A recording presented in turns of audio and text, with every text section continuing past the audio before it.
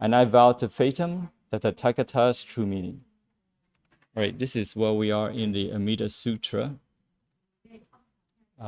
Here, the Buddha is telling the audience that after he praised Amitabha and how all the Buddhas in the 10 directions are praising Amitabha, and likewise, all the Buddhas are also praising Shakyamuni Buddha of how he was able to complete such a difficult task, an extraordinary and difficult task, and that is to be able to overcome all the turbidities and all the afflictions to achieve ultimate enlightenment.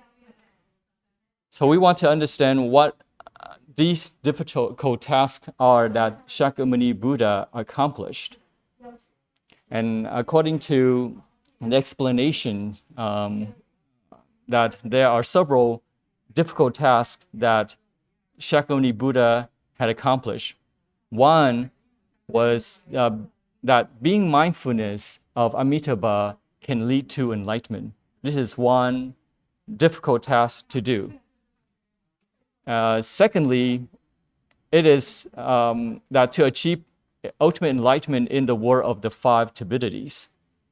And the third difficulty that Shakyamuni Buddha was able to accomplish was to preach the Pure Land method in this world. Right? So we will dive into the first difficult task, and that is achieving mindfulness of Amitabha can lead to enlightenment. There are basically 4 types of Buddha mindfulness. One is called mindfulness based on realizing the truth. And secondly is, Secondly is mindfulness based on visualizations of the Buddha, including his merits and virtues. Third is mindfulness on a statue or a picture of Amitabha. And then fourthly, mindfulness based on oral recitation of the Buddha's name, Amitabha's name. So firstly, what is the mindfulness based on realizing the truth? To understand this, it helps to understand what the truth is. And of course, the truth here is conditionality. And we talk about conditionality a lot because this is the core of Buddhism. And given how vast Buddhism is, it helps to understand conditionality from different perspectives because that will reinforce our understanding. Conditionality is a very powerful reality that science has never been able to prove wrong. And we can confidently say that it will never be able to prove wrong because it is reality. And the fact is that the more that science advances, the more that it seems to support the doctrine of conditionality. In other words, the more that science advances, the more that it approaches, the closer it approaches reality. Conditionality at various levels, at the macro level as well as the micro level. The macro level, for example, like from the world system level, and the micro level is like the subatomic level. For instance, not very long ago, but it's since the existence of humanity, right? People looked into the sky and they thought that the skies were heaven. And they believed that the entire universe was what they could see in the skies.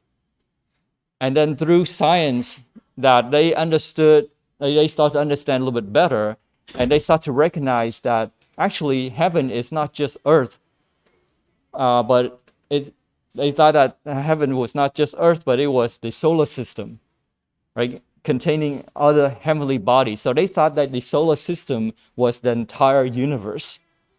And it wasn't until about 100 years ago, in about 1920s, when Dr. Hubble realized that there was something else beyond the Milky Way. Beyond the solar system.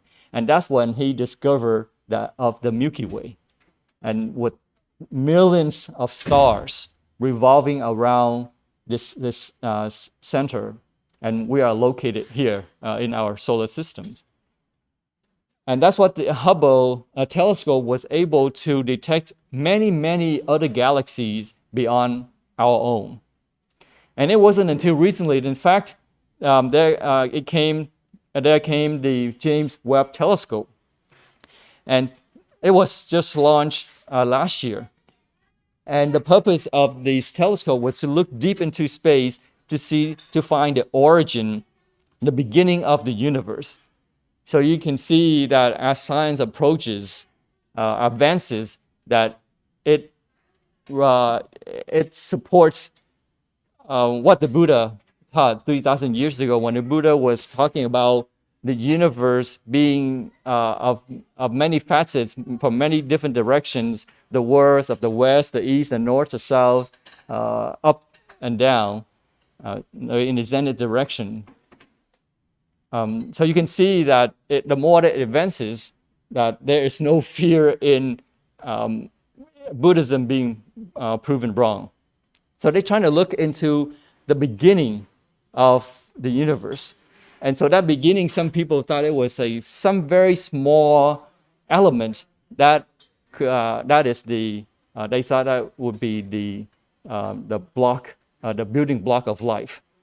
So at the micro level, they thought it was the cells, right? The cell was the block of life, and then the atoms, the nucleus, the atoms, and all the subatomic particles in that. So the deeper they look, they think that they could find a block of life, but they actually end up finding even smaller particles. But these particles here are not really particles that don't look like balls, but they're actually the result of an impact. For example, if you look at this drawing, you see this white circle, right?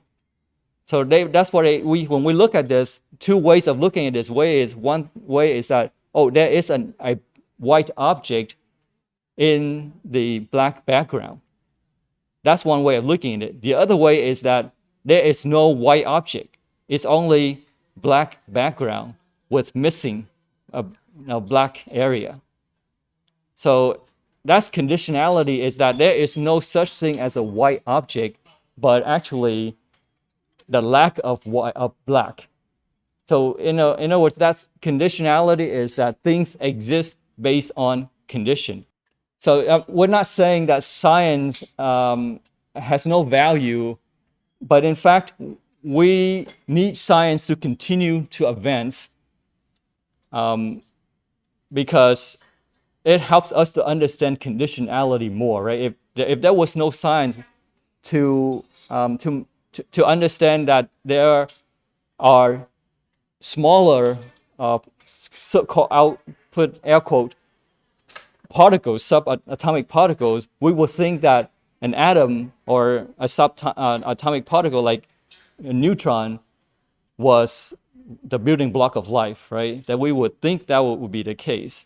But we now understand that there is no such thing right now. Science can no longer say, or at least they cannot say right now, that they have found the smallest element in the universe to be called the block of life. So in other words, we look at from another perspective, science in its purest form, right, could be a path to enlightenment, in order to understand reality even more. For us, from Buddhist perspective, reality or the truth is sunyata, emptiness. And there are two types of emptiness. One is emptiness of self. The other is emptiness of dhammas, or phenomena. Right? The emptiness, these two are relatable to us because we think of ourselves being the center of the universe and then the things around us. So we believe the true existence of this self and the things that the self possesses. So those things are very relatable to us, and we should understand that the reality behind it so that we will not be fooled. And of course, being fooled meaning misunderstanding. Misunderstanding leads to unskillful karma, and unskillful karma leads to suffering. And because of that complexity that people don't understand why they are suffering. You can imagine this conditionality is like a rug with so many threads running, and you don't even know where the end is and what thread is impacting what. We have so many events going on in this world that things are happening seems to be at the same time, and we have lost sight of the causes of the things that are happening in this world. And that's what's causing confusion. From the Buddhist perspective, the self is not one single entity, but it consists of called 5 aggregates. And breaking the self into individual constituents will help us to avoid the self being a single entity, being attached to, yes, this is my existence, that's unchanging, that's forever existing. And that makes us seem to think that this body is permanent because we see it as one single entity as opposed to different constituents. And then we become attached to it, and we will not be able to be flexible to handle when things occur and to find the most optimal solutions. We are become attached to our way of thinking, and we are not willing to consider other options. The 5 aggregates are form, feeling, contemplation, volitions, and consciousness. Form generally is referred to the body, the physical body, for us, for human beings. But for other human beings, like the heavenly beings, they have their form too, but perhaps in different material. And feeling is our emotions. I mean, we feel things. That includes our emotions. And contemplation is thinking. And we are attached to our body. So form, feeling, contemplation, volition. Volition is like your motive, your intentions, and then consciousness is your mind, including the subconsciousness. Some people are very attached to the body, right? They think that this physical body belongs to them and that it lasts forever. So they pour in a lot of resources to take care of this body. Not that we should not take care of our body, but we should not indulge in the body, spending way too many resources on something that would not last. So attaching to a body is simple to understand. Also, we are attached to our feeling as well. When people hurt our feelings, we say, you hurt my feeling. So we think that our feeling is ours. And when our feeling is hurt, we feel hurt. We feel as though our ego is being hurt, is being destroyed. So we are associating our feelings with ourselves, our ego, and we become attached to our feeling. We think that our feeling is real and is permanent. We are also attached to our thinking, our contemplation. The famous philosopher, René Descartes, he once famously said, I think, therefore I am. So he's associating his thinking with his ego, his true existence. And so when we have an idea, we throw out an idea trying to help the group, for example, and if somebody criticizes our idea, we feel hurt because we are attached to that thinking. The same thing with volition. We are attached to our drive, our emotion. Our volition is your intention. We are attached to your intention as well. And of course, even deep down in our subconsciousness, we may not be aware of our subconsciousness, but we are very attached to the things that we do. And sometimes we are not even aware of it. So even though the basic aggregates that the Buddha lays out are form, feeling, contemplation, volition, and consciousness being the makeup of our life, but these are not irreducible elements, but they are also conditionally existing, just like this object, right? Well, feeling is not a white object. Form is not just a true, unchanging white object, but because of the lack of the black area that makes up this white object. So when we look at this, we think there is an object, but in fact, there is not an object. It's just the result of the makeup of the black background and the lack of the black background. So when conditions are true, the 5 aggregates exist. And when they stop to be true, then they stop to exist. So from this, we should understand that we may only influence, but we cannot control. We do not have direct control on the arising or the non-arising of the 5 aggregates. And this is what the key to happiness, because we know that without controlling it, but we can only put in our best effort and to influence the change, then in a way we are in control because we understand the conditions, how to make things happen. Without understanding this emptiness of the self, we will have wrong view. And the wrong view is the belief that one has direct control over one's existence. And therefore, as a result, one will invest a lot of time, energy, and resources trying to prolong one's existence. And usually for the purpose of achieving the 5 desires. The 5 desires are wealth or resources, sex or affection, fame, food, drinks, and sleep. And people believe that their survival depends on these 5 desires. That is their entire motivation. And this is where difficulties reside, because we have been deeply conditioned by the outside world, and we cannot see things very clearly. We may have learned the Dharma, the principles, and we may know of it, of the Dharma intellectually, but we are not fully convinced. And that is why sometimes we make progress, sometimes we regress, and it is because we are not fully convinced and that we are being conditioned still by the 5 desires. So we still rely on our own intuitions and feelings, and they are all that we know, and therefore we have been conditioned by them since birth.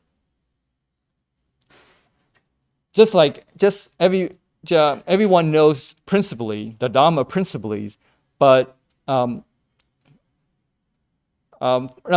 just like everybody knows, like in investing, for example, you're supposed to buy low and sell high, but often the cases are that people end up buying high, selling low, and it is because of greed and fear, right? We know it principally, but when it comes to the actual execution, we are driven by our own conditioned thinking, our own conditioned feelings, and those are greed and fear.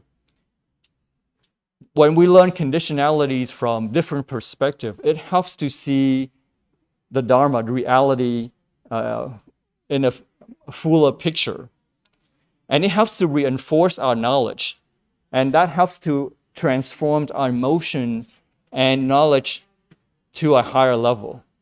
And then, so that's why I want to approach this from several perspectives to help us understand, and especially when we consider the humanity, our history of how people have tried to understand reality, and some have failed, some have been successful, and it helps to understand our own weaknesses and our own pitfalls.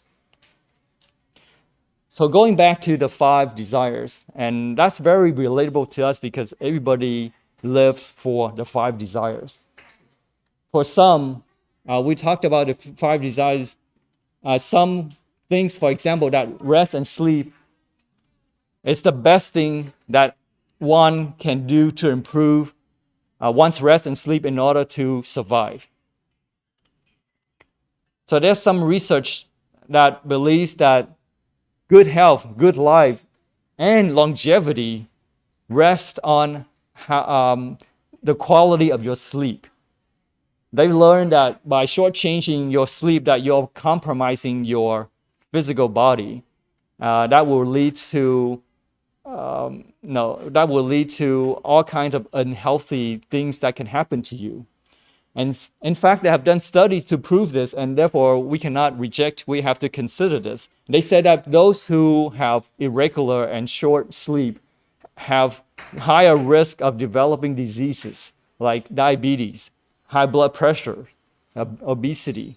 And poor sleep can lead to other diseases, detrimental diseases like Alzheimer's, dementia, right?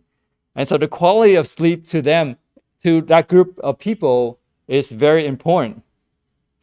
I mean, who knew that not sleeping enough could lead to bad health? I mean, they correlated poor quality of sleep to smoking. So even though you're not smoking, if you don't have enough sleep, it is like you are smoking. So this is serious stuff.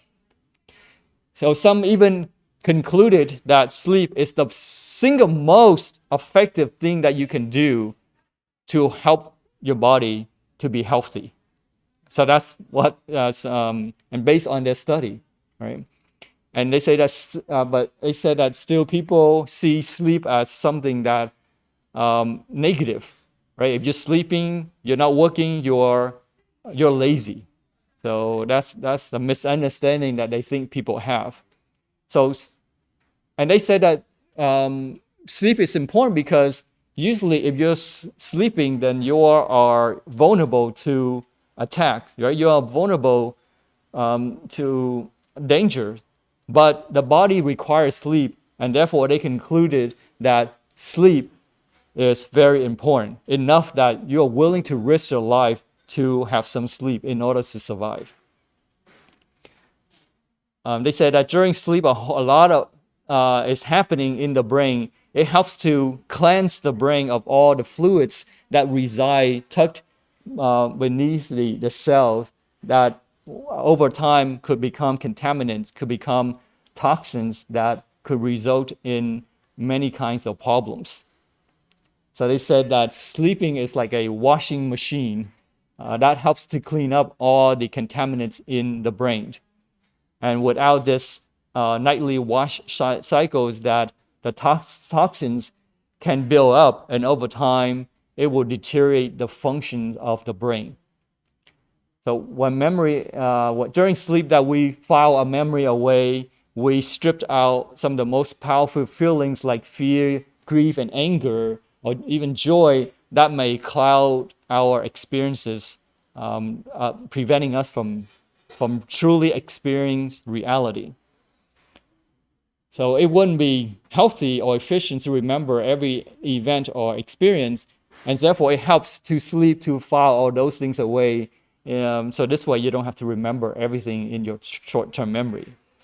So, and in fact, it is so important that Americans, it was back in 2017, this article, I'm sure they spent more than this now, but back in 2017, according to this article, that Americans spent an estimated $41 billion on sleeping pills to try to have this quality of sleep. So from some people's perspective, to them, of the 5 desires, sleep is the single most important thing that you can do to improve the quality of your life and to prolong your longevity. So that's one perspective. What does Buddhism say about restful sleep? All right, Buddhism is not silent on this subject either. So let's see what Buddhism says about it. So before I get to that, I'd like to tell you about a story about a son of a rich man called Kema. Kema was also a nephew of the renowned Anathapindika. He was a very generous man who helped Buddhism to grow during the Buddha's time and to help monks and to establish monasteries. So Kema was a rich, not only rich, but he was very good looking, and women were attracted to him, and naturally they fell prey to him. And as a result, he couldn't help himself, so he committed adultery. He was caught many times and was brought to the king's presence, but did not take any action to reprimand the nephew, to recommend Kema, because he was the nephew of a very powerful figure, Anathapindika. And Anathapindika didn't know what to do with Kema too, so he brought his nephew to the Buddha, and the Buddha explained to him the depravity of sexual misconduct. And he said that such person who has committed sexual misconduct is a thoughtless person, and that they will result the four evil consequences. Firstly, he will acquire demerit. Secondly, he will not have enough comfort and sleep. Thirdly, he will be disgraced. And fourthly, he will be born in the realms of hell and encountering numerous eons of suffering. So in other words, by demeriting ourselves, that we will encounter restless sleep. Now, interestingly, though, King himself was not a pure person too. So in the Dhammapada, there was a verse about King Pasenadi. One time he was in his palace, and looking down, he saw this woman, and he fell in love with her, but she was married. So in order to marry her, he would have to get rid of her husband. So he sent for her. He summoned her husband and sent him on a impossible task, which was to go out into the land of the serpents to get some sort of flower back before sunset. And of course, the intention was to kill the husband if he failed to do so. And of course, he tried to close the gate of the city before the sunset. But then, meanwhile, King Pasenadi was upset with sexual desire and could not sleep. And he kept thinking about how to get rid of the husband so that he could have the woman to herself, his wife to himself. And at midnight, he heard some very strange, eerie sounds. And those turned out to be mournful voices of four persons suffering in the realms of hell. And the king was petrified. He was terrified. So he went to the Buddha to consult his fear with the Buddha. And the Buddha explained to him that those voices were belong to the four beings of rich, sons of very rich families during the time of the Kassapa Buddha, and they had committed sexual misconduct. And so when the king came to realize of his wickedness of the deed, that on the account of it with intense pleasure, that he was tormented and could not sleep. And so he said to the Buddha that now I know how long the night is for one who cannot sleep.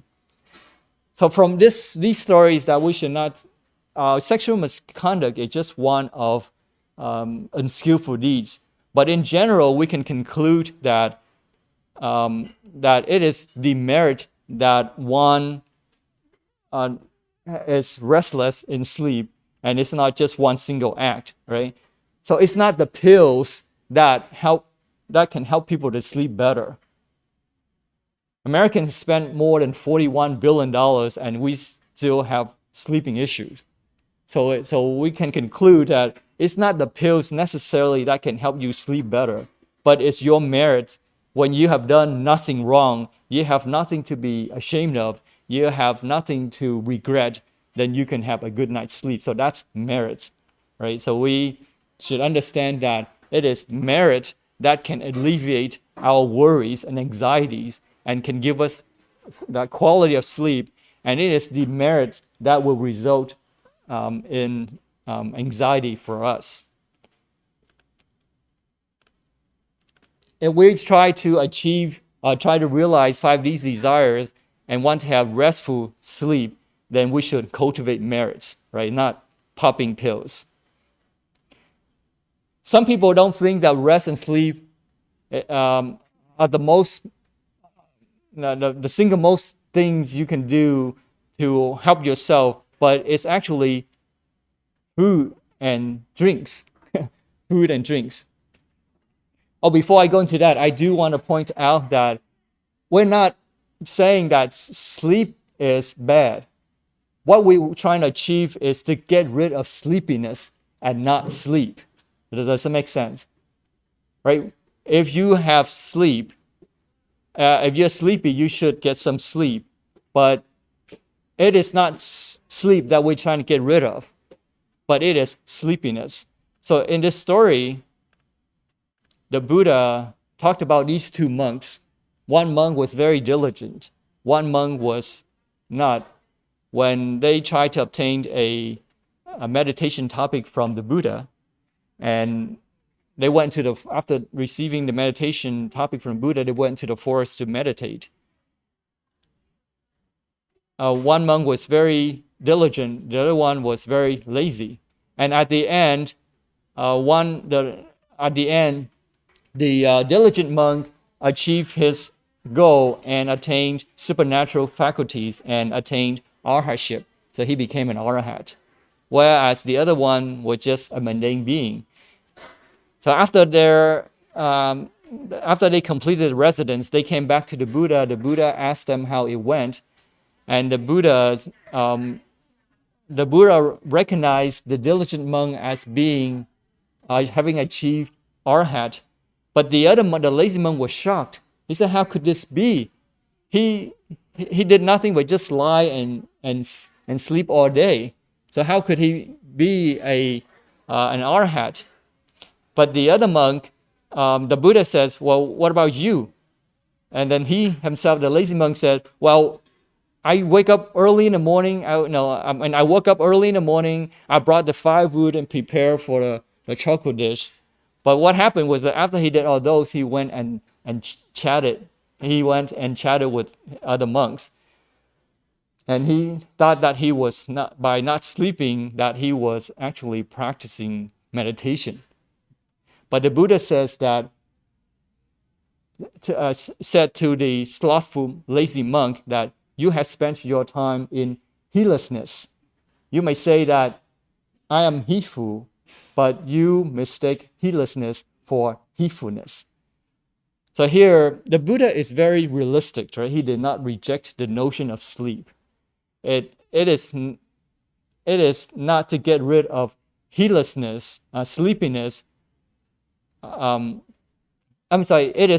purpose is not to get rid of sleep, but to get rid of heedlessness and sleepiness. So when your body needs rest, you should rest. And when you practice meditation, you should have enough rest to be diligent.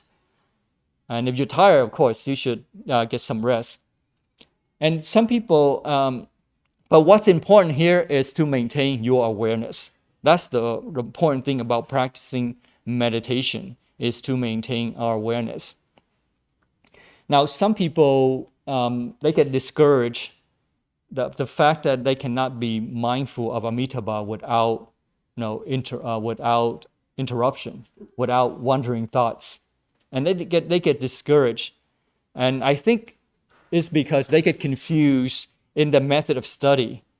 They get confused between probably Pure Land method and Zen meditation. Like in the Pure Land, the emphasis is more on mindfulness and not to get rid of wandering thoughts. And you don't need to go into deep meditation in order to be successful with the Pure Land method. Right? You only need to maintain your awareness.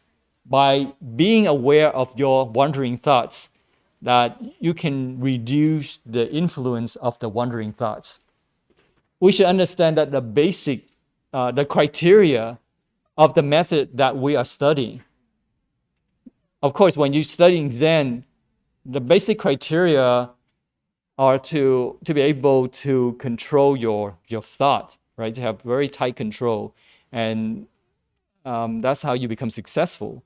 But what is the basic criterion for the Pure Land method in order to be successful? It is joyful faith or serene thought, right? 自心信要,自心信乐, right? It's not complete silence of the mind, but joy in knowing about the Pure Land, about Amitabha, about Sukhavati, about migration to Sukhavati. So it helps to understand the purpose of our practice. Otherwise, we get confused and we become discouraged because we become distracted of the wandering thoughts, thinking that we have not made progress. So we should be very clear in our method of practice.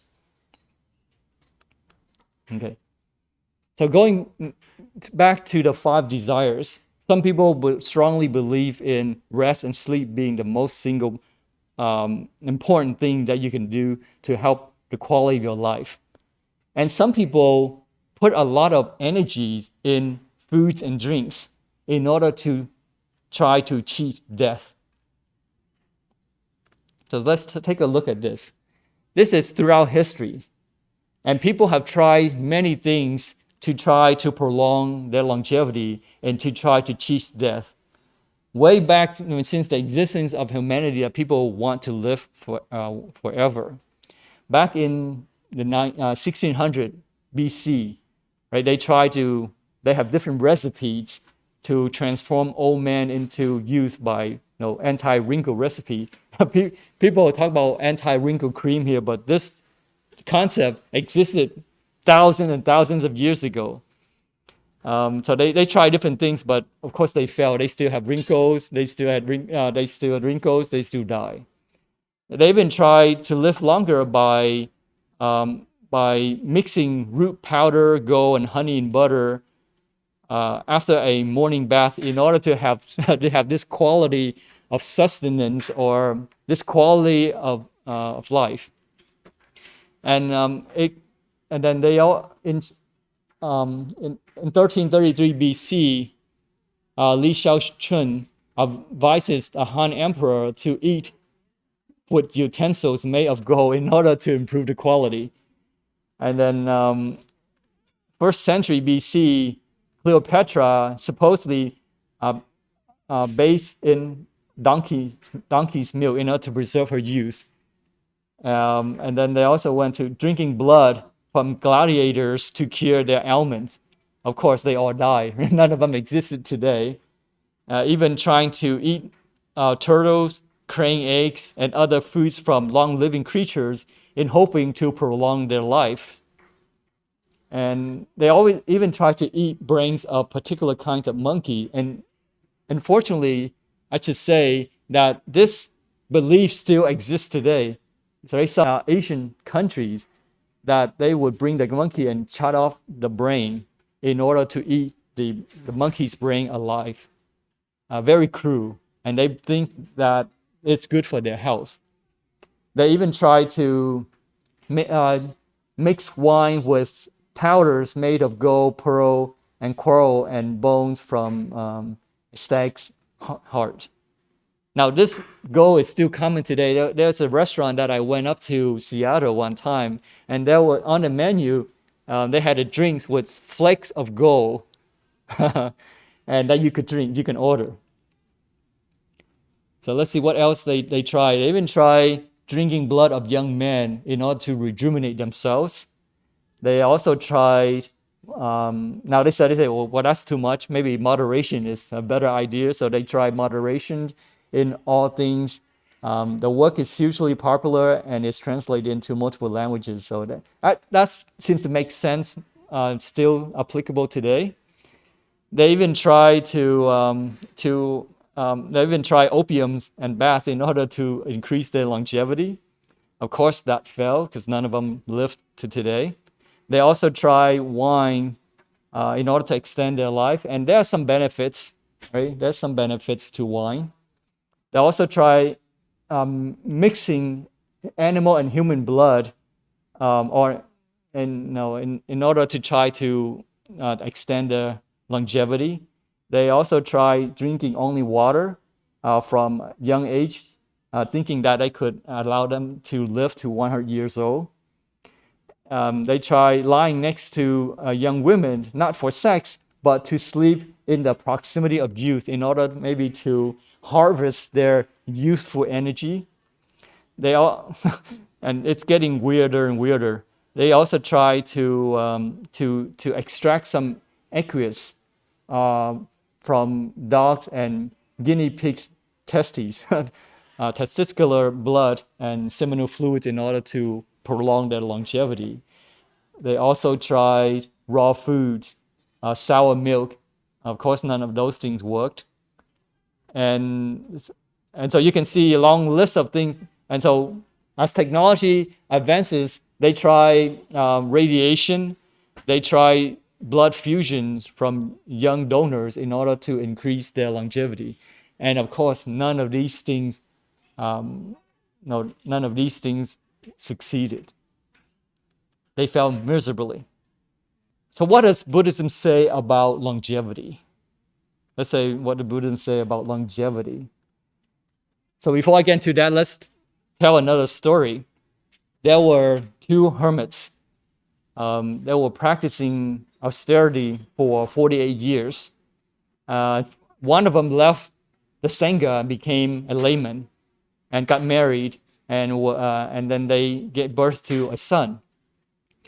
When the parents of the hermit, the monks would pay obeisance. The monks would wish them well, saying to the parents, they say, "May you live long," but they didn't say anything to the child.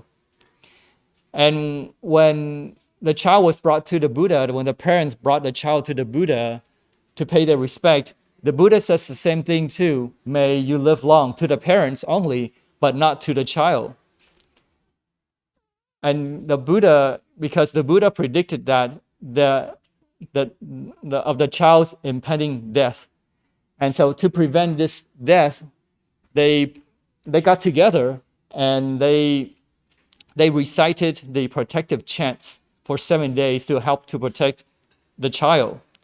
And on the seventh day, all the devas came to pay their respect because the Buddha was there and the monks were there. And because of the devas were there, the evil spirit who came to take the child away had to stand aside because the devas, the heavenly beings, were more powerful than the evil spirit, so he had to step aside. So he didn't have a chance to take the child away. But after 7 days of chanting this protective chant, the child was supposed to die on the seventh night. But the next day, the following morning, the child woke up and paid obeisance to the Buddha. So the Buddha now could say, "May you live long," to the child. And it was predicted that the child would live to 120 years old. So when the child grew up, Ananda, the Buddha's personal attendant, said to the Buddha, "What happened? The child was supposed to have died right after 7 days, but he seemed to be very healthy, and he's gonna live a long time. His lifespan is gonna be 120 something years old." And so the Buddha says that by respecting and honoring the elders and those who are wise and virtuous, one would gain not only longevity, but also beauty, happiness, and strength. And the Buddha gave this verse: if a person is in the habit of constantly honoring and respecting those who are developed and mature, their lives improve in 4 ways. Their lifespan soon increases, their complexion becomes clearer, their good health and comfort will improve, and their vigor, stamina will also increase. So when we respect those who deserve respect, and here it says developed and mature, according to this explanation, then we will increase our merits and therefore will increase our longevity. So there are many ways to increase longevity. Some are more reliable than others, some are not. Just like the examples we walked through, throughout history, people have tried different ways to increase their longevity, but none of them have really been reliable because everybody's dead. Some are more reliable But of course, the more reliable way is to increase our merits, because within ourselves, inside internal, and because of merits, that our longevity will increase. If you try to prolong your longevity without merits, you can, but what's going to happen is that you will live, but you will not live a very meaningful life. Because what's going to happen is that that person who tries to prolong their longevity without merits, that they will have to be assisted by medication, assisted by machines to help them breathe, right? And is that worth it? I mean, yes, you can increase your longevity, but the price that you pay for it by trying to achieve longevity without a foundation of merits to support. So what we can take away from this is the importance of merits. It's the foundation of merits that allows us to have restful sleep, that allows us to live a meaningful life and not to be bedridden and not to be on, to have this, to be, no, to be plagued with illnesses that we cannot have freedom to move around. So what does it mean to respect those who are developed and mature? So it's not necessarily their age, right? It's not necessarily the looks. It's not necessarily their position. But from the Buddha's perspective, how should we respect those who are developed and mature? There are four categories that we should consider. One, in terms of maturity, that Buddhism does not accept maturity based on race. Buddhism does not accept the definition of maturity based on caste. Of course, we don't have caste system in our country, but back then in India, and even today still, the caste system determines your level of respect and how people should treat you. And Buddhism, the Buddha did not recognize that. And also that in terms of age, just because you're older, it doesn't mean necessarily mean that you deserve respect. There are old people who deserve our respect, but there are also old people who are still very childish, right? They get angry very easily. They're very competitive even to a younger person. So that person is not really mature. So but often when we look at somebody, oh, he's 21, 30, 40, 50, no, he's got to be a mature person. Well, not according to Buddhism. But Buddhism does consider maturity and being a developed person in terms of character, right? Who they are inside. All laymen honor our Buddhist monks because monks are committed to certain superior principles of living. So those who are committed to higher meaning of life, we should respect them because they bring benefits to society. So whoever can bring benefits to society, the world, then we should honor them, we should respect them. And by respecting them, it reciprocates, and we receive merits, we earn merits, and therefore we can increase our quality of life. So again, quality of life is not trying to buy sleeping pills to have restful sleep. And it's not try to take a lot of vitamins and nutrients to prolong your life, but to have merits so that you live a meaningful life. So we can sum up that all the things that the worldly people have tried to prolong life, to achieve restful sleep, are false views. Because the method that they try to gain longevity and restful sleep are not very fruitful, because they don't understand causation. They don't understand that it's not that you take sleeping pills that you can have restful sleep, but it's the peace of mind.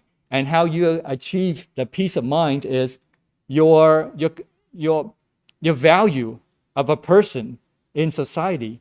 You have done nothing wrong. You have no regrets. You contribute your time, your energy to help the world, to make this world a better place. that's adding value, right? There are people who have very little value that they feel depressed. And they feel depressed because they have no value of themselves, unfortunately. For example, if you go volunteer that day, you feel very tired. You didn't get paid for your work. Maybe you didn't get fed either, but you felt happy because you have made a difference. Right? So that the reason you feel happy is because your value as a person has increased. So it is our value as human beings that allows us to feel this self-confidence in us and to able to overcome negative feelings and even depression. Right? Some people, you try to encourage them, oh, be happy. You know, you're a good person. You have done all these things. You are a good friend. But they still feel, so it's not that they don't have friends. It's not that they don't have an encouraging environment, but it's because of their personal value, their value as a person.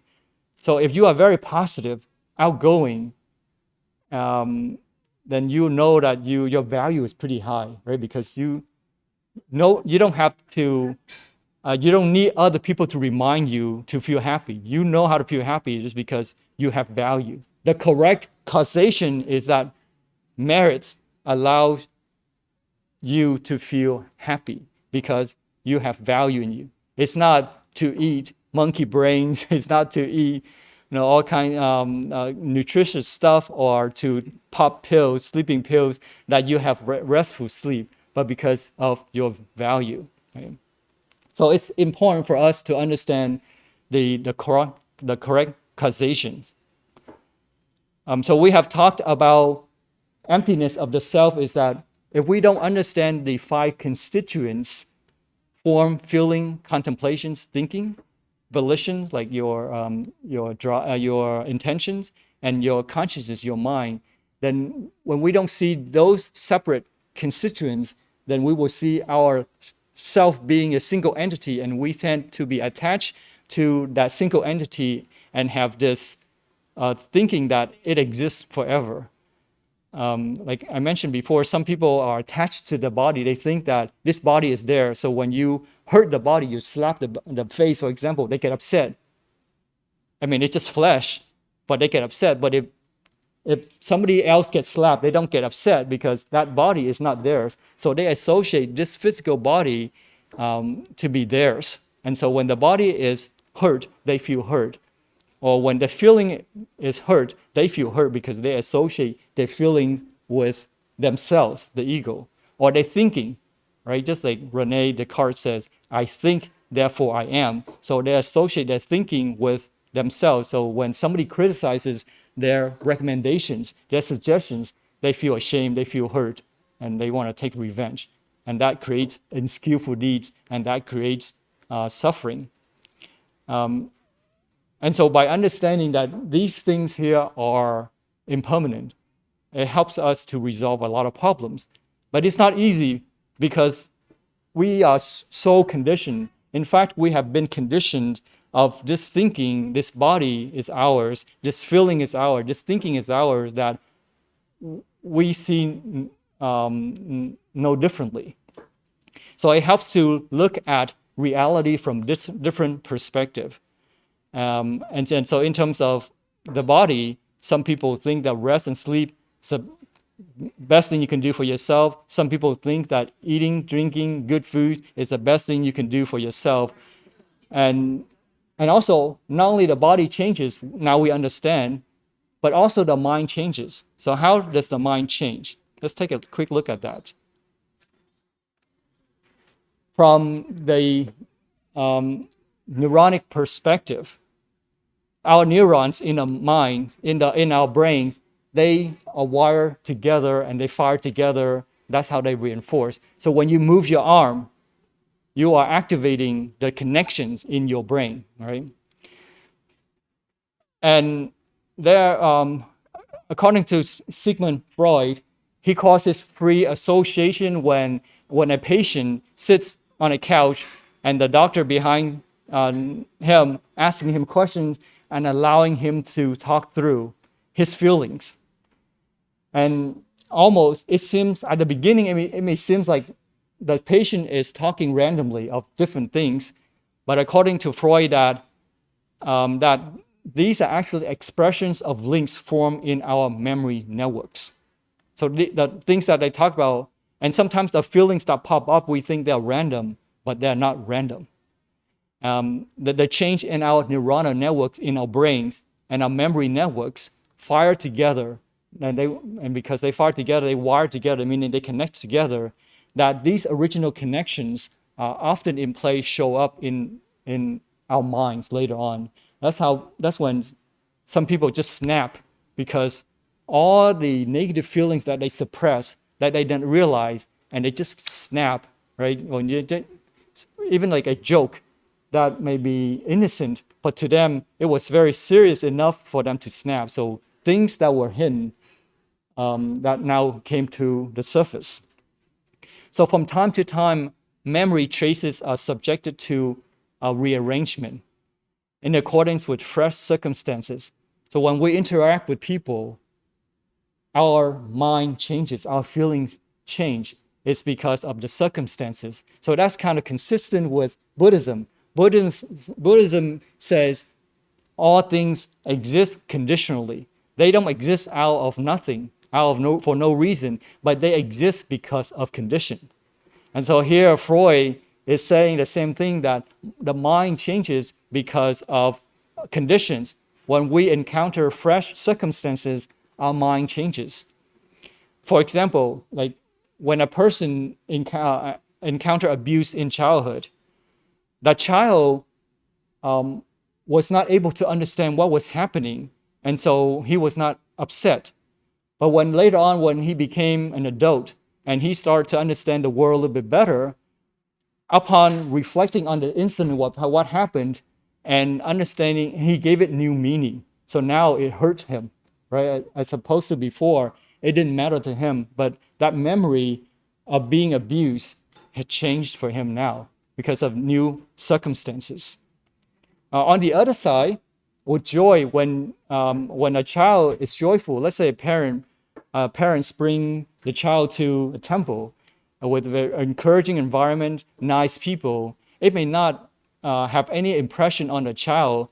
And as the child grows up, he may even forget about that experience. He may go on to study and have a career and have a family. But maybe one day he passes by a temple and he wants to visit, and all of a sudden that new circumstance has new meaning for him now, that he's now feeling very joyful of the atmosphere, how calm it is, how serene it is, how meditative it is. That gives new meanings to him, right? So our mind changes, our feeling changes because of conditions. But some people don't believe that. They say, this is how I am. I'm upset. This is how I am. You have to accept me for who I am. That's delusional, because they are not allowing them to change. They're saying, I'm an angry person, I'm a bad person, and I will always be a bad person and an angry person. That's delusional according to Buddhism. Buddhism saying, no, you can change to be a better person, right? And you can leverage circumstances to allow you to change. So memories are constantly remodeled, analogous to everyday way to process by which a nation constructs legends about its early history. So things are always changing based on the conditions. So Freud is saying here that memories had to be conscious in order to become focus of our consciousness in order to come to fruition. So here saying something, this is very applicable to Buddhism. Buddhism is saying that in order to have a consciousness, you have to pay attention. There's got to be an external object. You wanting to pay attention to it, therefore you have this consciousness. So consciousness is also conditional. So what it is saying is that in order to have joy, true joy in your heart, you have to be conscious of that joy. It has to be intentional. So let's take a perfect example of the Buddha. This is a very well-known example of the Buddha. when the Buddha was still a child, he was brought by his father to this plowing ceremony.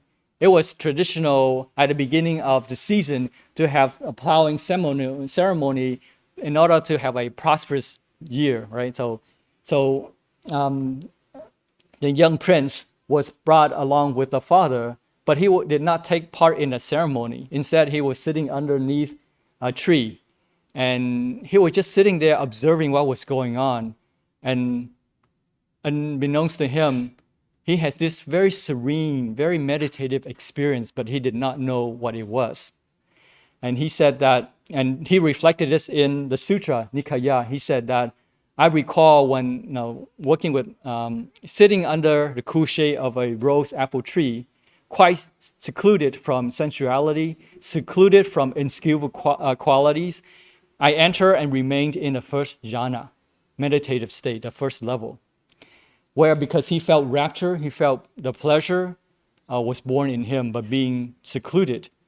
But he did not know what it was.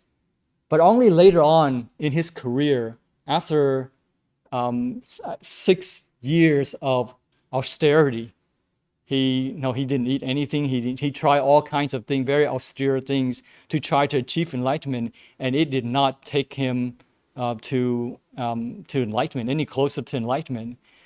So that's when he sat under the tree, the Bodhi tree. That's when he realized that he remembered when, as a child, he had this wonderful experience, this serene, very peaceful, meditative experience. Although it was brief, but it was very powerful. But he had forgotten for a long time until that day that he was in his career sitting underneath a tree. That's when he recalled, he remembered that wonderful experience. And therefore he asked himself, could that be the path to awakening? Could the middle path be the path to awakening? As opposed to punishing your body to try to eradicate all your sins and all your negative karma, and as opposed to the other extreme where to indulge, he said, well, could there be an answer? And that could it be the middle path to get me to enlightenment? So that's when he realized that that is the path to enlightenment. And because he's no longer afraid, when he was punishing his body, even though it was well revered because nobody could do that, but it was also fear of losing enlightenment. When he indulged, when he was a young prince, he realized that he did not want to indulge because it did not lead him to enlightenment. So sometimes when we are so attached to one extreme, we are not necessarily making spiritual progress, but we can maintain our progress. It is not because of true progress, but because of fear of losing what we have. So we hold on to it, fear of losing. So that's what the Buddha was realizing, that he was holding on to this austere practice because of fear. And when he realized that, hey, I don't have to be fearful, I can just let go of my fear and live a joyful life, a middle path, without indulging, without suffering my body, I can achieve that enlightenment. But it wasn't until later that he had this conscious, until he made a conscious effort to meditate. That's when he realized. So as a boy, he experienced first level of jhana, but it did not mean much to him because he didn't understand, the full breadth of it. But later on, after, of course, many years of practice and what he was searching for, that's where it made meaning for him. Right? Here is saying that in order to have this, to have effect, there's got to be consciousness, and that's what happened to the Buddha.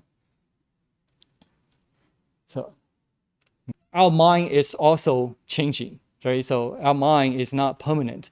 So when we feel, when we have all kind of wandering thoughts, That's not us. Some people are afraid of, I have so many wandering thoughts, I cannot control myself. Well, you are associating, what they're doing is they're associating themselves with the wandering thoughts, and they create fear for themselves.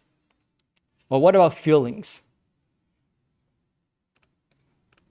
Feelings, this is very interesting. Going back to neuroscience a little bit here. In our brain, it produces many chemicals. Chemicals that make you happy, chemicals that make you sad, chemical that makes you want to eat more. So there's so many chemicals that control us. Oxytocin is a very interesting chemical. It is called the commitment neuromodulator because it reinforces bonding in mammals. So when you have bond with somebody, you have a high level of oxytocin. More and people who are antisocial, they are not very, they don't have high level. Like for orphans who were not loved when they were young, they have low level of oxytocin. And even if they later on they were adopted by families, loving families, they could never increase to the level that compared to a child who was raised in a loving family. Right? So oxytocin here is released during mating and parenting and nurturing children. In women, oxytocin is released during labor and breastfeeding. They did fMRI, which is a functional magnetic resonance imaging, right? The scans of the brain, that when mothers look at photos of their children, the brain regions rich in oxytocins are activated. For a young man, for example, he may be an uncommitted playboy and barely notice children, but then later on, he is transformed into a devoted father. That may be because of the help from oxytocin. Somehow in his brain that is now producing oxytocin, that he has this bond with other beings, his children, for example. So this allows him to go beyond his deep-seated patterns of selfish concern. So those who have, in a way, those who lack oxytocin are very self-centered. They don't care about others. Those who have a lot of oxytocin, they like to bond, they care about other people, and so they are less self-centered. There is they did some studies with a monogamous animal called prairie vole. These cute little animals here. Oxytocin is released during mating, so that makes them pair off for life. So they did an experiment that if a female vole has oxytocin injected in her brain, she will bond pair for life with a nearby male vole. So it's just like automatic pairing. If a male vole is injected with vasopressin, another hormone, it will cuddle with a nearby female and bond for life. Oxytocin appears also to attach children to parents. Children, like we talked about, children who were in orphanages lack high level of oxytocin. And if they pass that critical period, their level will never recover to be as high as a child who has been raised in a loving family. So oxytocin here induces calm, tender feelings and attachment, and it lowers our guard. Very interesting though, people who sniff oxytocin, and when they participate in financial games, they're more prone to trust others with their money. So I'm not sure, maybe in casinos, perhaps they release oxytocin, people sniff it and then they feel at ease. They trust they trust those who, the dealers even more, I guess. But it's kind of interesting that to notice that oxytocin tends to make us commit to our partners, devotes us to our children. So it's a good thing in some cases where because of oxytocin that we become attached and we care about other people. But we should understand this a little bit deeper, that sometimes people can be fooled by feelings, thinking that something is true, but they are actually under the influence of oxytocin. Some young people they have fallen in love, for example, they think they have found their soulmate, but they could have been under the influence of oxytocin. They think that their love could last forever, but it could be because of the influence of the chemicals in their brains. But there is such thing as, I believe, true love. There is such thing as soulmate. But what makes two people soulmates? Well, it's also maybe a part of it is oxytocin, but there's also a part of them wanting to be together.